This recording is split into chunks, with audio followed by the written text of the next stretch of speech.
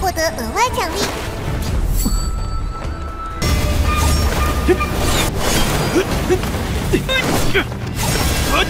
无心之道，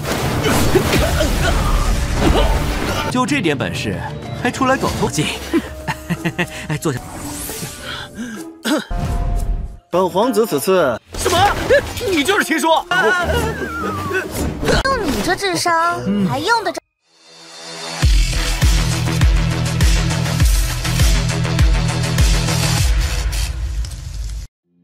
Halo semuanya, selamat datang di Ruang Sinema. Bagaimana kabar kalian semua? Semoga selalu sehat dan baik-baik saja. Sesuai jadwal, jadi pada hari ini kita akan kembali melanjutkan series Donghua The Supreme dan Tian episode terbaru. Bagi yang baru bergabung dengan series ini, kita sudah sediakan playlistnya. Jadi kalian bisa dengan mudah mencari di mana episode awal dari series ini. Namun sebelum kita mulai episode terbarunya, kita akan melihat dulu apa saja yang telah terjadi pada episode sebelumnya. Minggu kemarin, Kinsu menjelaskan kalau apa yang sebelumnya dikatakan oleh Duan Jinfei merupakan kesalahpahaman. Karena prasasti batu awan bulan bukan hanya peninggalan dari sekte mereka, melainkan dari tanah suci. Berhubung Duan Jinfei tidak percaya, jadi Kinsu pun memperlihatkan sebuah teknik tapak petir yang berhasil dia dapatkan dari prasasti batu awan, yang mana ini jauh lebih sempurna dari miliknya. Alhasil semua orang pun menjadi sangat terpukau dengan kekuatan miliknya. Selain itu, Kinsu juga telah menemukan kitab Zhongyang dari sekte Yaoqi, yang tentu saja membuat Yang Xing'er senang. Setelah semua itu, Kinsu pun memutuskan untuk pulang ke kediamannya. Hanya saja dia diberitahu kalau peri kupu-kupu yang bernama Bai telah kembali. Kinsu tidaklah menyukai peri itu, pasalnya dia seringkali menghukum dirinya. Jadi Kinsu berencana untuk mengusirnya. Namun sayang sekali gadis ini tidaklah tahu di mana rumahnya. Maka karena itulah Kinsu harus mengantarnya. Sekarang kita akan melanjutkan episode terbarunya. Kita kembali dibawa ke puncak Juyun sekte Yuhua, di mana Kinsu lagi dan lagi kembali berkeinginan untuk mendaki gunung itu. Berbeda dan sebelumnya, kali ini Kinsu tidaklah kesulitan. Dia dapat mudah mengatasi semua rintangan yang ada pada puncak Juyun. Kini dia pun telah berhasil kembali melakukan check-in berulang. Kinsu pun berhasil meningkatkan satu tingkat kultivasinya, yang membuat ia mencapai ranah tubuh tingkat 5. Walaupun sudah menjadi lebih kuat, tapi dia itu tetap mendapatkan siksaan dari Bai, di mana Kinsu berjanji kali ini dia tidak akan diperlakukan sama lagi. 3 hari sudah berlalu dan kini Kinsu sudah berhasil mencapai ranah tubuh tingkat 6. Hari keempat dia telah kembali naik ke tingkat ke-7. Kinsu langsung saja melakukan check-in selama 5 hari berturut-turut dan meningkatkan ranahnya ke tingkat 7. Selain itu ia juga telah berhasil mendapatkan hadiah tambahan, yakni teknik anjing langit memangsa bulan. Kinsu akan mempelajari teknik tersebut, pasalnya dari nama saja teknik ini cukup mendominasi.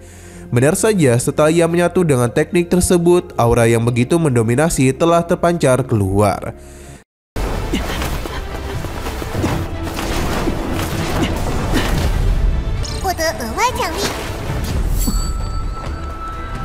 Xian berpindah ke sosok bernama Li Daoran. Ia merupakan anak dewa ketiga dari sekte Yuhua. Saat ini dirinya tengah melakukan latihan dan bantuan sebuah dupa. Di tengah latihannya, Li Daoran pun menerima sebuah laporan dari Zhang Jin. Sejak Kinsu mempermalukan Duan Jinfei di hadapan gadis suci Yaoqi, telah membuat Duan Jinfei mengurung diri selama beberapa hari. Dia bahkan tidak niatan untuk keluar. Li Daoran memberikan pujian kepada Kinsu, pasalnya dia tidak pernah menduga kalau sampah itu akan memiliki sedikit kemampuan. Ia pun meminta Zhang Jin untuk mempersiapkan prajurit lebih dari 1000 karena bagaimanapun mereka harus segera bertindak. Tapi Zhang Jin takut pasalnya ranahnya baru berada di tingkat 6. Jadi tidaklah mungkin dia bisa mengalahkan Duan Jinfei. Tapi Li Daoran tidaklah mengutusnya untuk Duan Jinfei, melainkan mengurus Kinsu. Setidaknya mereka harus memukulnya sampai cacat. Zhang Ji paham jika dirinya melakukan hal itu, maka yang akan disalahkan hanya Duan Jinfei saja. Dan begitu, Xin Fatian akan meyakini kalau Duan Jinfei adalah pelakunya dan tidak akan membiarkannya. Zhang Ji memberikan pujian atas rencana hebat tuannya. Dengan begitu, mereka tidaklah perlu menggunakan banyak tenaga untuk mengurusi 2 orang sekaligus. Lidoran menjanjikan hadiah yang lebih besar jika rencana itu berhasil. Bahkan pil yang ia baru berikan mampu meningkatkan 1 level pada ranahnya. Zhang Zi yang senang pun memutuskan untuk pergi. Nah, ternyata rencana itu didengarkan oleh Tetua Chen yang merupakan guru dari 7 anak dewa. Meskipun rencana Lidoran sangatlah hebat, tapi jika mereka membiarkan Zhang Zi tetap hidup, maka rencana mereka bisa saja terbongkar. Lidoran sudah memikirkan hal itu, maka karena itulah dia telah memberikannya sebuah pil, yang mana hal itu akan menghabisi nyawanya dengan sangat mudah. Tetua Chen tidak menduga tuannya akan berpikir sampai sejauh ini. Kembali kepada Qinsu, di mana dia masihlah belum puas melakukan check-in berulang.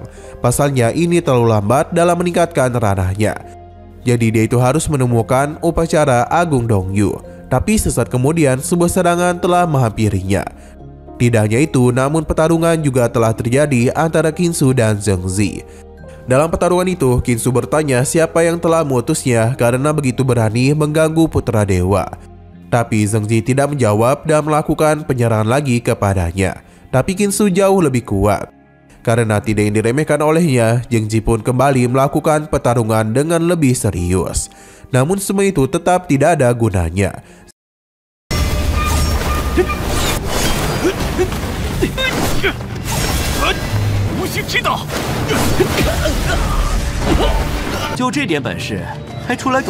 Zhang Zi pun mulai sadar kalau Qinsu jauh lebih kuat daripada sebelumnya. Teknik petirnya bahkan mampu melukai tubuhnya. Qinsu kembali memberikan ejekan kepadanya.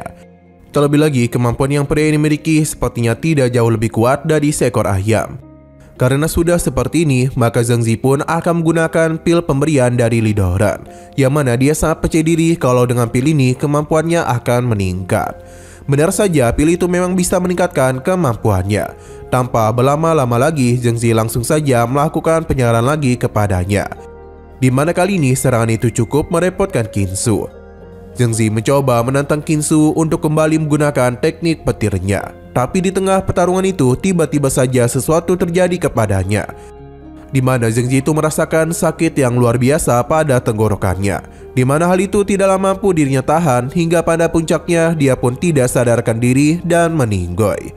Qinsu tentu saja bingung karena Zhang Zi malah mati konyol. Padahal jika dia mengaku kalah saja, seharusnya Zhang Zi tidak meminum racun karena pada ujung-ujungnya ia akan tetap meninggoy juga. Qinsu mengenali Zhang Zi sebagai orang dari Duan Jinfei. Jadi dia pun mulai berpikir kalau Duan Jinfei adalah pelaku dari kejadian ini. Tapi tetap saja tindakannya itu tidaklah begitu pintar karena berani macam-macam kepada putra dewa dalam wilayah sekte Yuhua.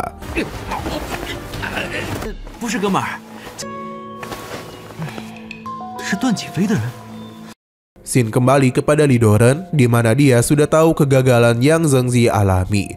Tapi rencananya masihlah tetap berjalan, yakni membuat Duan Jinfei jadi kambing hitam. Tetua Chen meminta agar ia saja yang bertindak. Terlebih lagi, Xing Fangtian sedang tidak ada di sekte. Jadi ini adalah waktu yang tepat untuk merebut lencana anak dewa milik Qinsu. Mereka harus segera mengumpulkan 18 lencana anak dewa agar bisa menyelesaikannya dan menjadi perintah putra kaisar. Nah, begitu jugalah Lidoran dapat mencapai posisi putra kaisar. Lidoran tidak yang bertindak terlalu gegabah.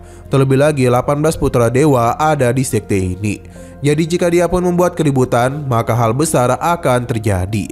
Ia juga mengingatkan mengenai pangeran ketujuh dari dinasti kekaisaran Roda Bulan, yang mana dia itu akan datang ke sekte Yuhua untuk menuntut Qinsu. Jadi mereka hanya perlu mengamati situasi saja. Sino berpindah kepada Qinsu, di mana sesaat kemudian Augu datang untuk memberitahu kalau pangeran ketujuh dari dinasti Dewa Roda Bulan sudah datang kemari dan melakukan penyerangan. Ia bahkan berniat untuk mengambil kembali peri kupu-kupu. Mendengar hal itu malah membuat Qinsu senang, karena dengan begitu Bai tidak akan mengganggunya lagi. Jadi seharusnya Qinsu berterima kasih saja kepada pangeran ketujuh. Augu merasa kalau apa yang dikatakan oleh tuan mudanya benar adanya.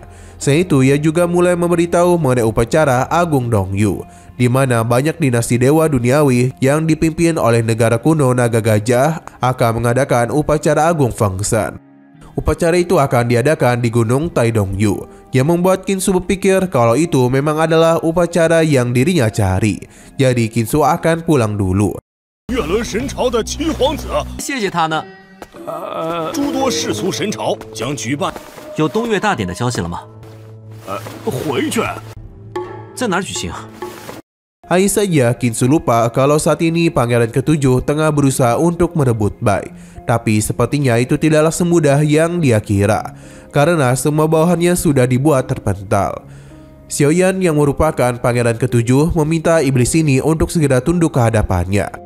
Bai pun menjadi semakin marah saja karena Xiaoyan malah memanggilnya sebagai iblis padahal dia adalah seorang peri. Alhasil uti langsung saja dia lakukan yang langsung saja membuat Xiaoyan terpental. Kinsu bingung bagaimana cara Bai dulu ditangkap hingga bisa seberingas ini. Tapi sayang sekali Lu Gao juga kurang tahu akan hal itu. Alhasil Kinsu mencoba menanyakan langsung pada Xiaoyan. Ia masih belum menyerah dan kembali bangkit. Xiaoyan masih belum terima karena sebagai pangeran ketujuh dia malah diperlakukan seperti ini. Tapi Bai itu tidaklah takut. Sedangkan Kinsu mencoba untuk menenangkan Xiaoyan. Karena sebagai seorang pangeran, seharusnya ia tidaklah berurusan dengan iblis kecil ini. Jadi lebih baik dia itu duduk dengan tenang saja. Berhubung Xiaoyan takut dipukul lagi oleh Bai, jadi dia berjanji akan mengurusi masalah ini saat nanti. Karena bagaimanapun tujuannya kemari adalah bertemu dengan Kinsu. Tapi dia tidaklah sadar kalau pria di hadapannya adalah Kinsu yang ingin dirinya temui. Alhasil ketika Kinsu baru memperkenalkan dirinya, seketika saja membuat Xiaoyan terkejut. Pasalnya dia mulai berpikir kalau Kinsu sengaja mendekatinya supaya dapat menyerangnya secara diam-diam. Tapi Xiaoyan justru kembali menerima serangan dari Bai yang mana itu pun membuat dirinya pingsan. 坐下。本皇子此次什么？你就是秦说？用你这智商还用得着？ Sesaat kemudian, Xiaoyan pun sadarkan diri di mana Kinsu mengajaknya untuk minum teh agar bisa menenangkan dirinya. Tapi Xiaoyan justru kembali menjadi panik dan memintanya untuk bertarung secara adil. Padahal Kinsu tidak niatan untuk melakukan hal tersebut. Hanya saja Xiaoyan tetap ingin bertarung dengannya, hingga Bai pun menghentikan semua itu. Tidak ingin dipukuli lagi, Xiaoyan pun memilih untuk diam saja. Terlebih lagi saat ini dirinya juga tengah kehausan. Tujuan Xiaoyan kemari adalah menuntut pertanggungjawaban dari Kinsu. Pasalnya patung dewa itu sudah melukai 3 putra mahkota dari dinasti mereka. Bahkan 2 putri mahkota juga harus terluka. Jadi dia ingin Kinsu membayar 2 kali lipat. Tapi Kinsu mengingatkan kalau barang yang dirinya jual hanya memiliki garansi kembali selama 3 hari dan ganti selama 7 hari. Jadi dia itu sama sekali tidaklah menipu mereka. Selain itu ia juga sudah memikirkan solusi terbaik dalam menangani masalah ini. Namun ada sesuatu yang ingin dia bicarakan dulu kepada Xiaoyan. Apakah dia itu tahu tentang upacara Dongyu? Ternyata Xiaoyan mengetahui hal itu, pasalnya namanya akan diubah pada hari acara, yang awalnya ada function menjadi Dongyu. Hanya saja informasi ini baru saja diputuskan dalam beberapa hari ini saja. Bahkan Xiaoyan tidak sengaja tahu dari ayahnya. Lantas bagaimana cara Kinsu mengetahuinya? Terlebih lagi ini pun membuat Kinsu menjadi sangat senang dan memutuskan untuk pergi dulu. Tapi Xiaoyan mengingatkan kalau Kinsu itu tidak akan bisa ikut campur. 你们羽化门消息倒是灵通啊！七皇子知不知道？那里才知道的这个消息，如此规模，这是。 Nah, dia pun lupa kalau seharusnya Kinsu memberitahu ia tentang solusi penanganannya, di mana ia ingin Kinsu mengganti rugi. Hanya saja Kinsu langsung saja melakukan penyerangan kepada Xiaoyan. Pasalnya yang harus diselesaikan adalah orang yang membuat masalah ini, di mana dia yakin semua masalah itu adalah ulah dari Xiaoyan. Kinsu sama sekali tidak peduli kepada status yang Xiaoyan miliki. Pasalnya status yang dia miliki jauh lebih tinggi. Xiaoyan harus membayar semua dosa yang telah dia perbuat, seperti menjual harta miliknya dan bahkan mencoba untuk menipunya. Di tengah siksaan Kinsu kepada Xiaoyan, Bai terlihat tengah menikmati teh ini. Ia sama sekali tidaklah mempedulikan keributan yang dibuat oleh Kinsu. Siksaan ini sangatlah menyakitkan, bahkan Xiaoyan meminta untuk diampuni. Logo pun mencoba menenangkannya dan untung saja Kinsu menghentikan semuanya. Tapi Daito Xiaoyan ditahan dulu dan mengirimkan surat kepada Kekaisaran Dewa Roda Bulan mengenai apa saja kejahatan yang telah Xiaoyan lakukan kepadanya, yang merupakan seorang putra dewa. 尔等于宗宗。